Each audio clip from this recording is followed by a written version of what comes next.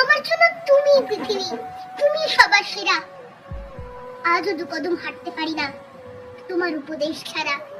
তোমার আদর্শে গড়েছি নিজেকে, আজও করি দ্বিধাহীন। প্রার্থনা করে সে আদর্শে যেন বেঁচে থাকি চিরদিন। আমি সুন্দরী কেন জানো তোমার এই কথাটির থেকে? তোমার মতো দেখতে হয়েছি, এটাই বেশি ভালো লাগে। তোমার মতন শাড়ি ভালোবাসি, 3 বেলা ভাত খাই। তোমার মতনই কাজের ফাঁকেতে আন করে গান গাই। গ্যাস কমিয়ে মাংস কষাই, তবু তোমার মতো হয় না। কেন জানো তোমার হাতে রান্নার সেই গন্ধটা পাওয়া যায় না। তোমার মতনই জোড়া ভুরু রাখি, এলো খোপা করে চুলে। এত কিছু করি শুধু তোমার মতো হতে চাই বলে। বেশ ক বছর আগে আমায় সুশিক্ষা দেবে বলে নারী নীতি বলে একখানি বই কিনে দিয়েছিলে। পড়েও ছিলাম কয়েক পাতা, বাকিটা দিয়েছি ছেড়ে।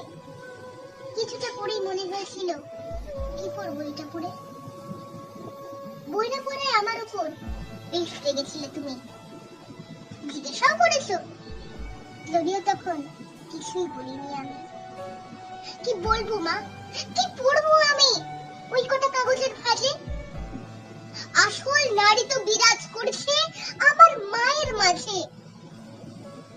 জানো ওই বইটার প্রতিটা পাতার কথা মনে হয়েছিল তোমাকে নিয়েই, তোমাকে ভেবেই গাঁথা। ওতে বর্ণিত প্রকৃত নারীর সমস্ত উপমাগুলো পড়ে দেখলাম তোমার সাথে একেবারে মিলে গেল। তাই দু পাতা পড়ে ফেরত দিলাম বইটা তোমার কাছে। আমার কাছে প্রকৃত নারীর জীবিত উপমা আছে, তাই মিথ্যাই করে তোমার আদলে নিজেকে গড়ার বায়না। আমি আদতেই জানি আমার মায়ের মতো চাইলেই হওয়া যায় না। তোমার মতো অবিস্মৃততা আমার ভিতর বই, তোমার মতো এত স্নেহশীলা আমি অন্তত নই। মা, ওই দেখো, এরকম শুনেই চোখে জল চলে এলো।